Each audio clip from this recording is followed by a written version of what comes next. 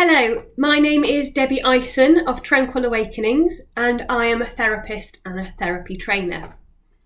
So the question that I've been given today, I'm just going to read it for you.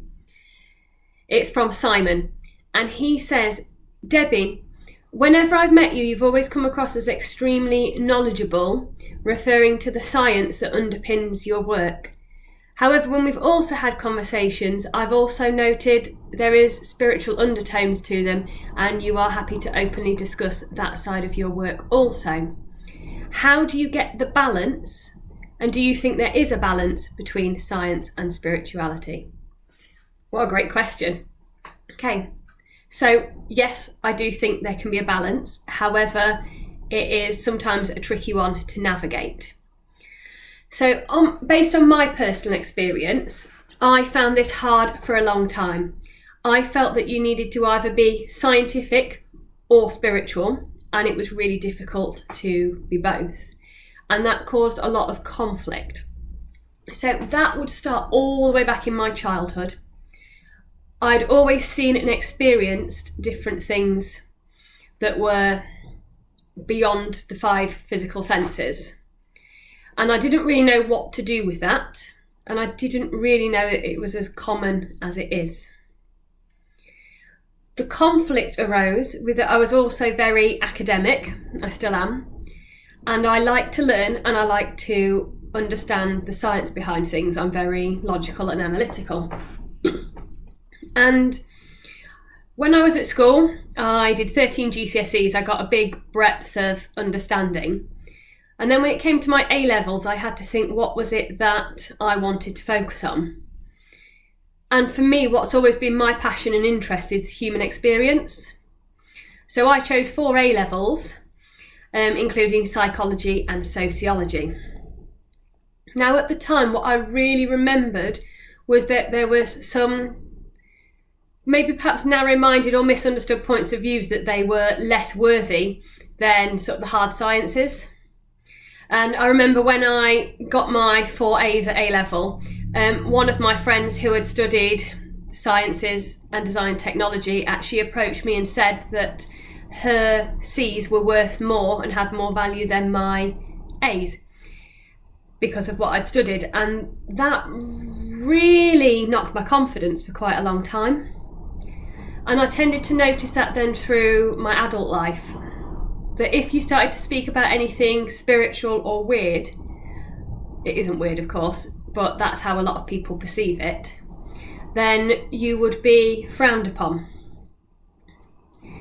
So when I became a therapist, I decided the way to go would be to be purely clinical, to focus on the very mainstream things and to be very scientific in my approach.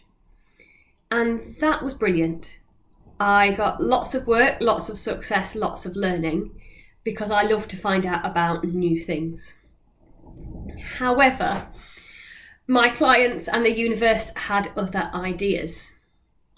And through my work, I started to experience things that couldn't be scientifically explained. People that would perhaps spontaneously past life regress to a root cause of an issue, or that would connect in with cosmic consciousness, or that would have unusual or extrasensory experiences. And I realised very quickly that I needed to guide and support them with that. And in order to do that, I had to face those inner struggles myself. And they were inner struggles really of, will I still be accepted if I fully express who I am and my spirituality? And of course I am, and it's fine.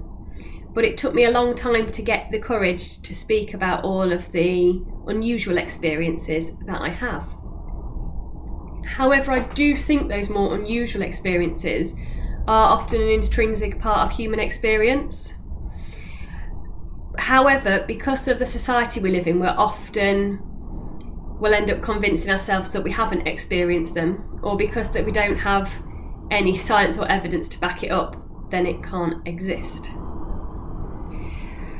That makes it really difficult for people to explain their experiences to others, and there's a lot of fear involved in that. And the amount of times now I've heard clients, friends, students start to explain a different experience that they've had that is beyond the norm, and they've never told anyone because they feel that it's taboo, that they'll be judged or that it will be seen as crazy. And I think that's a real shame, because actually these experiences are all far more common than we imagine, because a lot of people don't talk about them. So I think, personally, we should be striking a balance. Science at its absolute best is about discovery. It's about learning possibilities and then finding evidence to back them up. I think sometimes, however, within our society, scientific data can be used in a way to say, this is the way it is, and it becomes dogma, rather than that development of this is what we know now, what else could we learn in the future? And I think science could learn a lot from spirituality. You see, spirituality and science are really the same sort of thing. Spirituality is that exploration of what's happening within to grow yourself at a deeper soul level, your beliefs, your purpose, your ideas and values. Science is looking for that exploration and growth at an external level. And I think they can complement each other really well. The spiritual can use scientific data and information to back up those experiences as both science and spirituality evolves. And I think the spirituality side helps to keep the scientific side of things open. And I think that is brilliant. So what I would say is, I personally don't think you need to class yourself as either I'm spiritual or I'm scientific, or I'm logical and analytical, or I'm creative. I think we can have all of those different interests and different skills to help us become a really well-rounded and developed individual. And I know that's very much the case with me. As I said, what's really important to me is always that human experience. So for example, a little while ago I was talking to a new friend who told me that they were colourblind. And what fascinated me was I wanted to know what that was like, and if they could intuit colour, and if they could feel colour, even though they couldn't see the differences. What I also wanted to know, however, was the science behind that, and why some people are colourblind, and what are the different types of being colourblind. And so I spent an hour of my Sunday morning researching that and finding out information. And I would say the two things came together to give me a greater understanding. And I think that's amazing, because after all, I think that's what we're ultimately here to do, is to grow and learn and be the best versions of ourselves that we can be. Let me know your thoughts. Are you more scientific or spiritual? And do you think there can be a balance of both? And please remember to like and subscribe. Thank you ever so much for your time, and I hope you have a great day. Bye-bye.